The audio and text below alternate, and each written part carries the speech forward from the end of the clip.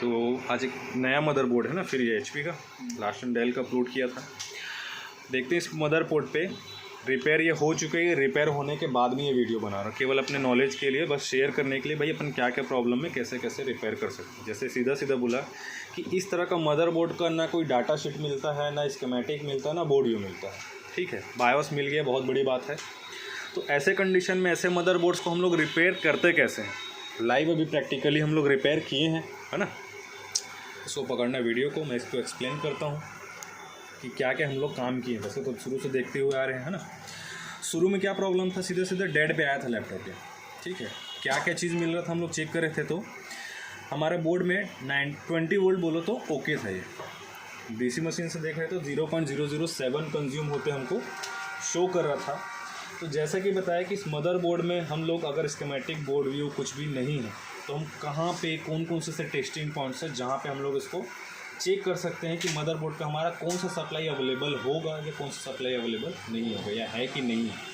तो जैसे हम लोग सबसे पहले चेक किए कि जैसे बताया था कि 19 वोल्ट ओके है कि नहीं, कैसे पता करेंगे।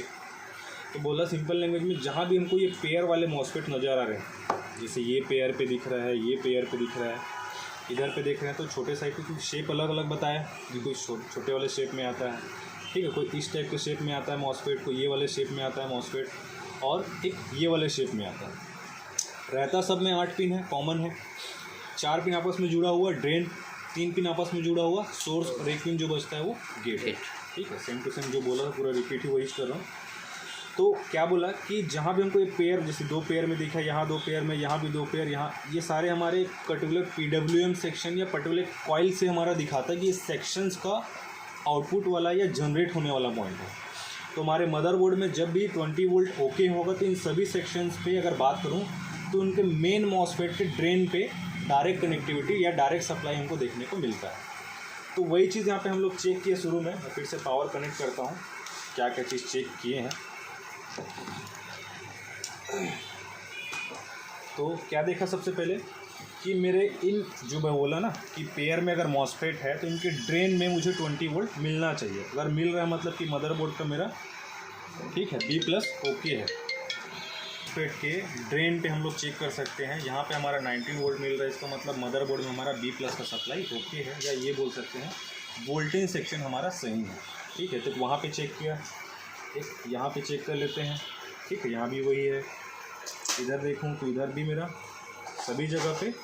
तो किसी एक भी पॉइंट में अगर हम लोग चेक कर लिए और एक भी पॉइंट में अगर हमारा 19 वोल्ट मिल गया है, ठीक है, इसका मतलब कि सभी जगह का 19 वोल्ट ओके होगा। तो ये देख सकते हैं सभी जगह, जहाँ जहाँ मैं देख रहा हूँ, क्या सब मॉसफेट के ड्रेन में चेक कर रहा हूँ, सब जगह 19 वोल्ट ओके शो कर रहा है। तो यहाँ पे मुझे एक चीज़ का कंफर्मेशन मिल गया सबसे पहला कि बोर्ड का मेरा B+ ओके है। ख़त्म कहानी। नेक्स्ट बोला कि नेक्स्ट मुझे कहाँ कहाँ पे सप्लाई चाहिए। तो अगर किसी तरह का पॉसिबल है, जैसे कि इस मदरबोर्ड की बात करूँ तो RTC सेक्शन हम लोग बोलते हैं सीधे सीधे। मैं क्या बोला कि अब स्कीमेटिक बोर्ड भी तो है नहीं, तो RTC सेक्शन कैसे बोलोगे, कैसे पहचानोगे। तो एक सिंपल तरीका बोलता हूँ, अगर अवेलेबल है तो, नहीं है तो बात अलग है। अगर अवेलेबल है, जैसे इस तरह का छोटा सा जंपर दिखता है, अगर ध्यान से इसको देखोगे, ठीक है, यहाँ पे जंपर दिखता है, ये इसमें से एक RTC रीसेट का जंपर होता है, ठीक है, जो कि RTC सेक्शन में सप्लाई जा रहा है कि नहीं जा रहा है हम वहाँ पे चेक कर सकते हैं। तो अगर इस जंपर में एक तरफ पे अगर 3 वोल्ट सप्लाई अवेलेबल है, इसका मतलब हमारा RTC सेक्शन का सप्लाई ओके है। ठीक है, तो अब इसमें से 1-2 पॉइंट और क्लियर हो जाएगा कि अगर यहाँ पे 3.3 वोल्ट आ रहा है, मतलब RTC सेक्शन को सप्लाई चला गया, एक क्लियर हो गया पहला चीज़। दूसरा कि LDO भी ओके बन रहा होगा। LDO मतलब कि हमारा स्टैंड बाई वाला सप्लाई, क्योंकि स्टैंड बाई सप्लाई, उसका भी थ्योरी बताया कि अडाप्टर मोड पे होगा, बैटरी मोड पे होगा, या CMOS बैटरी मोड में प्रेजेंट होगा। तो तीनों में से कौन से सिनारियो में यहाँ पे हमको सप्लाई देखने को मिलेगा। ठीक है, क्या बताया कि अगर अडाप्टर अवेलेबल नहीं है, बैटरी अवेलेबल नहीं है, कौन सी, अगर जैसे लैपटॉप की बात कर रहा था, तो उस कंडीशन में CMOS सेक्शन से सप्लाई जा करके PCH या ICH में जाता है। ठीक है, RTC सेक्शन में जाता है बेसिकली, अगर अडाप्टर कनेक्टेड नहीं है तो। लेकिन अगर अडाप्टर हम लोग कनेक्ट कर देते हैं तो ये सप्लाई क्या होता है, पहले जाता है स्टैंड बाई IC में, वहाँ से फिर वो 3 वोल्ट में कन्वर्ट करके फिर इस RTC सेक्शन में दे करके फिर ICH में या PCH में जाता है। ठीक है, तो जैसे कि यहाँ पे कनेक्टर तो टूटा हुआ मिला था, तो यहाँ तो हम लोग चेक नहीं कर सकते थे। लेकिन अडाप्टर लगाने के बाद हमको क्या देखने को मिला कि यहाँ पे हमको वोल्टेज मिल रहा था, तो जंपर में चेक करा था तो 0 दोनों पे। यहाँ पे हमको एक चीज़ क्लियर हो कि भाई मदरबोर्ड में भी मेरा LDO ही सही नहीं है। तो LDO के लिए ट्रेस करने के लिए, वो ट्रेस करने पे कहाँ पहुँचा, तो जैसे बताया कि हम सेक्शन को कैसे पहचानते हैं बता चुका हूँ। उसी तरह यहाँ पे सेक्शन में मुझे ये लगा ये मेरे 3-5 वाला सेक्शन दिख रहा है और ये मेरी 3-5 वाली IC है, stand by IC 3 volt 5 volt वाली। अब यहाँ पे एक सवाल पैदा होता है कि भाई इसका स्कीमेटिक तो होता नहीं है, डाटा शीट होता नहीं है, अब इसमें से 3 वोल्ट वाला कैसे पहचानोगे, 5 वोल्ट वाला कैसे पहचानोगे, कॉइल की बात करें तो। दूसरा, इस IC के बारे में कैसे पहचानोगे कि IC का नंबर क्या है, क्योंकि इसमें कोड देता है, मार्किंग कोड, ठीक है। तो जैसे कि इस मार्किंग कोड हमको क्या मिला था, तो मैं क्या बताया कि हमको चेक करने का 2-3 तरीका है, जिसमें से एक तरीका है कि जैसे मोस्टली रिस्टेक का कंपनी का IC बनता है, तो मेरे पास रिस्टेक का पूरा कोड लिस्ट पड़ा हुआ है, ठीक है, पूरा का पूरा। तो टोटल 56 पेज का मार्किंग कोड, ध्यान देना, रिस्टेक कंपनी का मार्किंग इन्फॉर्मेशन। हमारी IC का नंबर यहाँ पे जो देखे वो दिया है 7A, ठीक है। तो सिंपली में क्या किया, 7A को यहाँ पे सर्च किया, तो 7A के नाम पे मुझे कौन सी IC मैच होती मिली, पार्ट नंबर नहीं, हमको क्या देखना है प्रोडक्ट कोड में। तो 7A नंबर और जाने दो,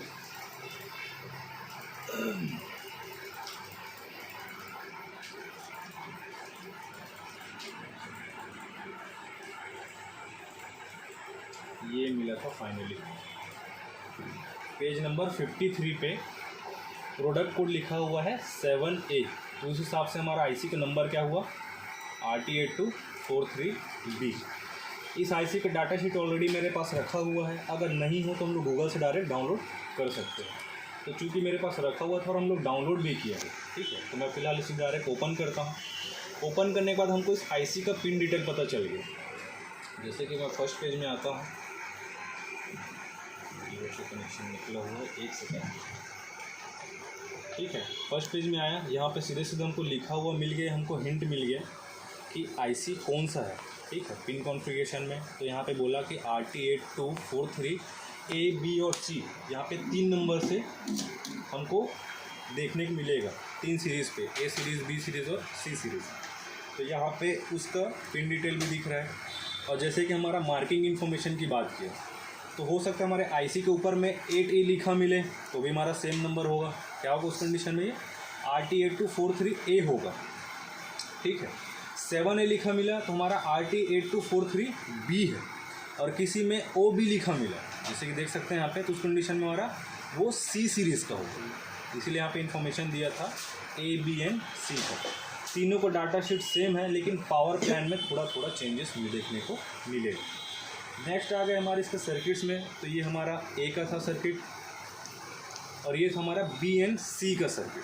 तो हमारा जैसे हम लोग देखें, हमारा क्या देखा था, 7A पे कौन सा बताया, B कि B सीरीज़ का है। तो यहाँ पे B एंड A सीरीज़ का तो डाटा शीट यहाँ पे मिला, उसका सर्किट, और B एंड C सीरीज़ का सर्किट इस तरह से होगा करके हमको पता चला, जिसमें क्या क्या इन्फॉर्मेशन देखने को मिला कि इस IC का पिन नंबर 11 जो है विन है, पिन नंबर 12 इसका इनेबल LDO है। ये इनेबल LDO मिलेगा तब क्या करेगा, LDO 3 और LDO 5 को रिलीज़ करेगा। देन ये LDO 3 चाहेगा हमारा, जैसे कि बताया, RTC सेक्शन या हमारे मदरबोर्ड को ऑन करने के लिए IO चिप वगैरह पे। देन वहाँ से जब इनेबल आएगा, जैसे कि इनेबल यहाँ पे बोला कि ट्रिप 1 और ट्रिप 2, इन ट्रिप 1 और इन ट्रिप 2 को इस्तेमाल किया एज ए इनेबल के तौर पे। तो जब यहाँ पे सप्लाई आएगी या यहाँ से लॉजिक बनेगा ऑन होने का, तब क्या करेगा, 3-5 और कॉइल पे हमको सप्लाई देखने को मिलेगा। यहाँ से इन्फॉर्मेशन देखने को मिल गया। अब बात करते हैं प्रैक्टिकली, हम देखें तो क्या क्या हम चीज़ यहाँ पे चेक किया। IC का चेक किया, पिन नंबर 11 क्या मिला हमको, यहाँ पे 19 वोल्ट मिल रहा था, करेक्ट। वापस आए पिन नंबर 12 पे, तो पिन नंबर 12 मतलब इनेबल LDO चेक किए, तो इनेबल LDO क्या मिला है हमको यहाँ पे, 0। हमको प्रॉब्लम यहाँ पे मिल गया कि भाई इनेबल LDO हमारा नहीं बन रहा। ट्रेस करने की कोशिश की है कि ट्रैक इसका कहाँ है, तो ट्रैक वैसे मिल नहीं पा रहा था। हम प्रैक्टिकली जब काम कर रहे थे तो नहीं मिल पा रहा था। तो क्या किए, एग्जांपल के लिए, जैसे कि यहाँ पे बोला कि आपस में ही जुड़ा होगा, ठीक है, या आपस यहीं से आएगा इसमें, तो सिंपली मैं क्या किया, पिन नंबर 11 और 12 को आपस में जंपर कर दिया। जंपर करने के बाद एक चीज़ देखने को मिल रहा था कि जो 19 वोल्ट है वो ड्रॉप हो जा रहा था कितना, 4 वोल्ट। अब या तो इसमें डाउट है कि आईसी ख़राब हो सकता है, या फिर कि जो इनेबल एलडीओ है पर्टिकुलर किसी और सर्किट पे डिपेंडेंट है, या कोई और सर्किट है जो इस इनेबल एलडीओ को कंट्रोल कर रहा है। तो एक बार ट्रैक को कट करने की कोशिश किया, फिर भी वही सेम सिचुएशन, नहीं बन पा रहा था। फाइनली ट्रेस करने के बाद क्या मिला कि ये जो इनेबल एलडीओ है इस मदरबोर्ड में एक वोल्टेज डिवाइडर सर्किट बना है, ध्यान देना यहाँ पे, ठीक है। ये देखने को मिल रहा है यहाँ पे, जो ये पिन नंबर 12 जो है ये ट्रैक के थ्रू आते हुए इसके इस रजिस्टर के ये सेकंड नंबर पिन पे देखने को मिला, ठीक है। अब यहाँ पे जब चेक कर रहा हूँ तो रजिस्टर के इधर मिल रहा है 19 वोल्ट, दूसरे साइड देख रहा तो वोल्टेज मिल रहा था 0। चूँकि ये चेक करने पे मुझे समझ में आया कि ये जो रजिस्टर ये वोल्टेज डिवाइडर का काम कर रहा है। और जैसे कि हमको वोल्टेज डिवाइडर पता है क्या करता है, वोल्टेज को कम कर, सर 19 वोल्ट को 3 वोल्ट 5 वोल्ट डिपेंड करता है रजिस्टर के वैल्यू के ऊपर में। लेकिन पूरा 0 तो नहीं होना चाहिए था, इसका मतलब कि ये सिग्नल को कोई और चीज़ जो इंटरफेयर कर रहा है। तो यहाँ पे एक लगा था छोटा सा मॉसफेट, जिसको मैं फ़िलहाल निकाल दिया हूँ यहाँ पे, ठीक है। यहाँ पे देख सकते हैं, यहाँ पे ये मॉसफेट लगा था, उसको मैं फ़िलहाल निकाल दिया हूँ, ठीक है। यहाँ पे अब क्या हो रहा था ये, तो ये मॉसफेट जो है ये ऊपर ग्राउंड दे रहा था इसके इनेबल एलडीओ की जगह पे, जिसकी वजह से क्या हो रहा था कि इनेबल एलडीओ वाला सप्लाई यहाँ पे 0 हो जा रहा था। अब देखो स्कीमेटिक तो पता नहीं है, डाटा शीट कुछ है नहीं, तो ज़्यादा कुछ आइडिया नहीं है, लेकिन बेसिक आइडिया ये है कि भाई ये लाइन अगर ये सब मॉसफेट उसको डिस्टर्ब करे तो एक बार हटा के हम लोग देख सकते हैं। तो वही चीज़ कि इस मॉसफेट को सिंपली हटा दिया, हटाने के बाद में बराबर ये वोल्टेज डिवाइडर बना और 4.4 वोल्ट के आसपास में अभी ये इनेबल एलडीओ मिल गया इसको। इनेबल एलडीओ मिलते ही ये 3 वोल्ट 5 वोल्ट एलडीओ बनाना चालू कर दिया। अब एलडीओ बनाया तो एलडीओ देखें, फिर हमारा आरटीसी सेक्शन में 3 वोल्ट सप्लाई आ गई, यहाँ सप्लाई आया। तो एक चीज़ और नोटिस की इसमें, ये करने के बाद में हमारा विन का सप्लाई ड्रॉप हो गया था।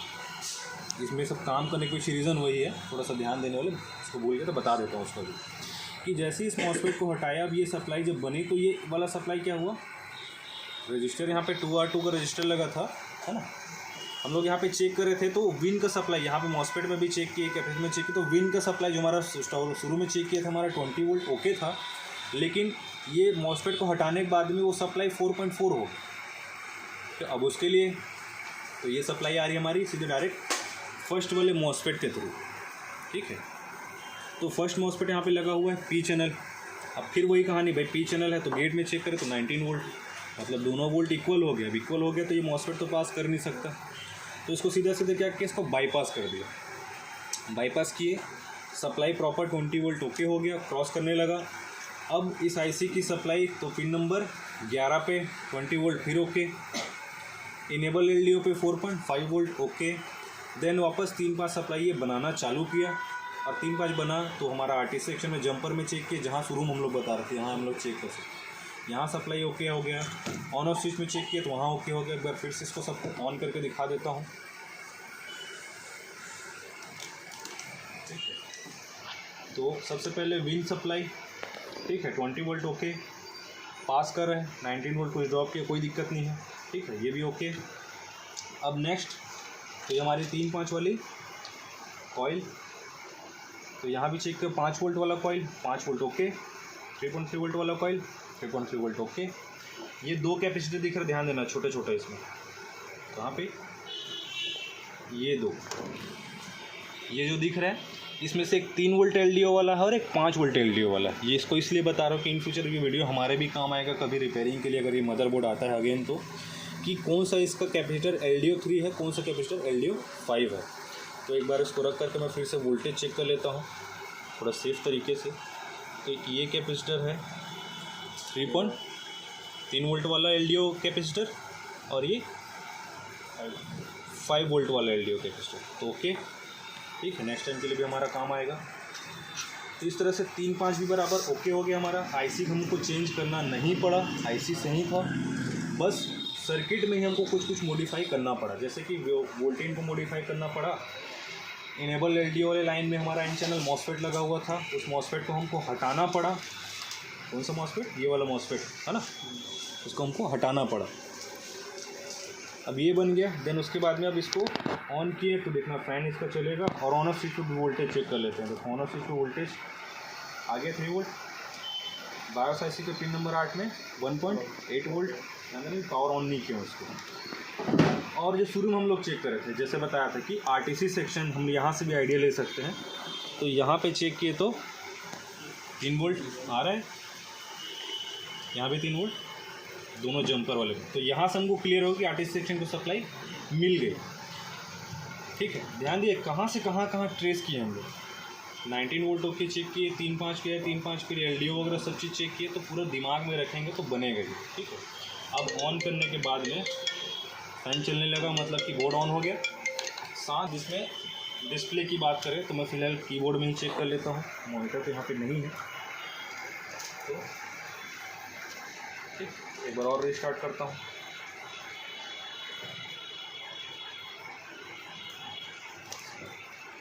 ये बंद किया, कनेक्ट करता हूँ पावर।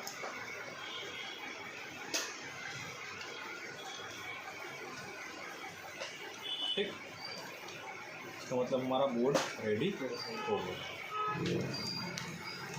ठीक, तो क्लियर देख सकते हैं क्या क्या काम अपन इसमें किए, है ना।